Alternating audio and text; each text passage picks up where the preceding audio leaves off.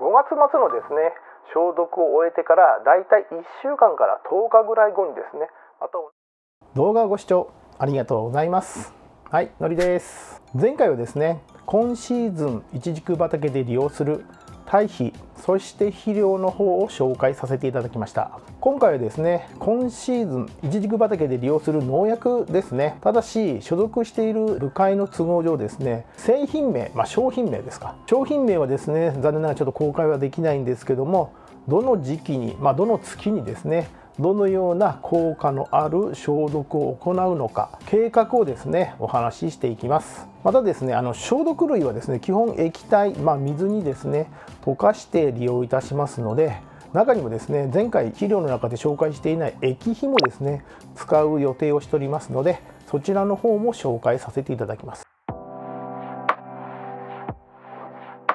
ではですね、2024年今シーズンいちじく畑で使う農薬類についてお話をさせていただきます。まず3月、硫黄合剤ですね。石灰硫黄合剤をまきます。これはですね、毎年一番最初にまいている、農薬になりますね。で、名前の通りです。ものすごくですね、硫黄の香りがします。畑にまきますとですね、畑全体がですね、なんか温泉街のような匂いになるんですけども、こちらの方を3月にまきます。効果のほどは越冬中害虫に効くというふうに言われております。4月はですね消毒をまく予定はございません。で、次5月ですね。時期的には5月末を予定しているんですけども、まず1回目の殺虫剤ですね、アザミウマ対策の消毒、それと混用して疫病対策の殺菌剤をまきます。5月末のですね消毒を終えてからだいたい1週間から10日ぐらい後にですね、また同じく殺虫剤、そして殺菌剤の消毒をします。アザミウマ疫病対策というふうになります。で、この時のですね疫病対策の方は6月のおそらく初旬ぐらいになるかと思うんですけども、ちょうどその頃がですね北陸地方でも梅雨入りするというような時期になりますので、この殺菌剤疫病対策は雨に強い商品を利用いたします。そしてですね、殺虫剤アザミウマの方はですねどうしてもですね大量発生しやすくなりますので、巻く場合はですね最低でも2回もしくは3回ですね。それも期間は1回巻いてから1週間から10日後、そして2回目も同じぐらいですね、1週間から10日後空けて巻くという具合にした方が効果が非常に高くなります。なので3回目、硫黄合剤を入れると4回目になるんですけども、4回目の消毒は7月中ですね。同じく殺虫剤アザミウマ、そして殺菌剤、これは梅雨の状態にもよるんですけども、効き目がある場合は利用しないんですけども、梅雨がちょっと長くなりそうな場合は殺菌剤疫病対策のものを混用して巻く予定にしております。この時にですね液肥もですね一緒に巻く予定にしております。液肥の方の商品は一番最後にですね紹介したいと思います。次に7月中だと思われるんですけど、梅雨明け直後ですね。梅雨が明けますと、夏、本格的な夏となりますので、気温がぐっと高くなりますので、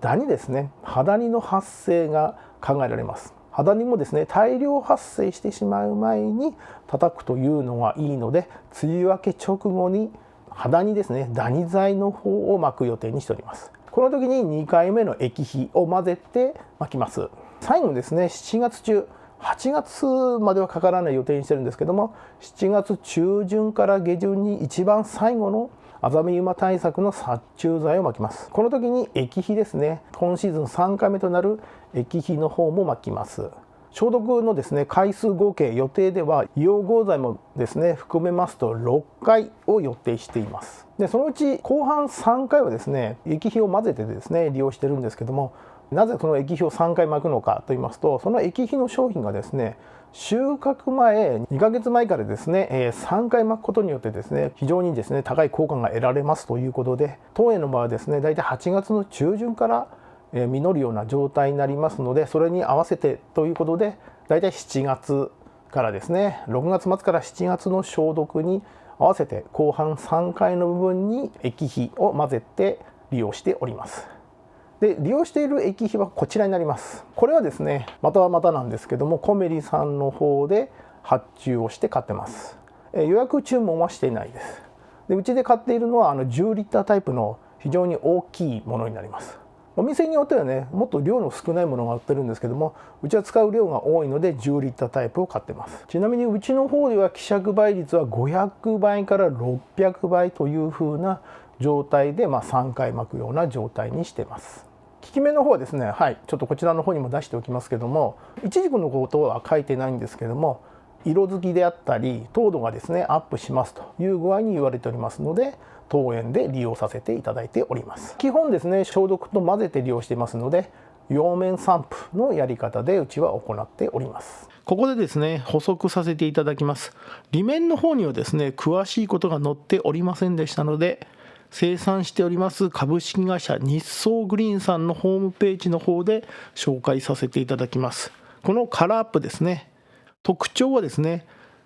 植物性アミノ酸と有機リン酸フィチン酸の相乗効比作用により果実の着色が増進します。色がつきますということですね。で、本製品には 40% 以上のコーン抽出液が配合されており、植物性アミノ酸やビタミン、糖類も豊富に含まれておりますので、糖度促進や味覚の向上が期待できます。本製品に表示されている窒素成分はすべて植物性有機体窒素、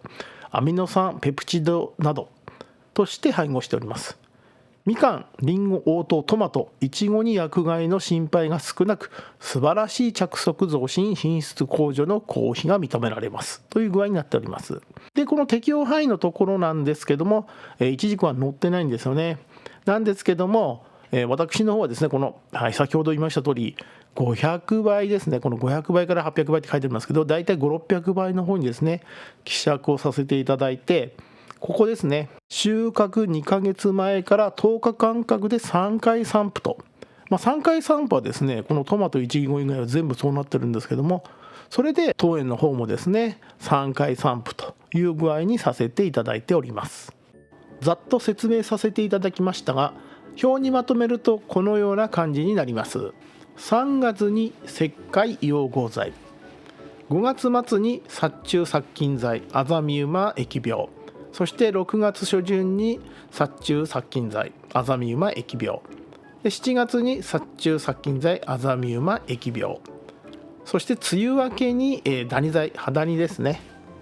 そして7月最後に殺虫剤という具合になっております。これはあくまでも予定というふうにさせていただいて、畑イチジクの状態を確認させていただいて回数を上限させたりすることもあります。また疫病以外でですね黒カビ病も発生いたしますので、時には黒カビ病防止の殺菌剤を散布するということももちろんあります。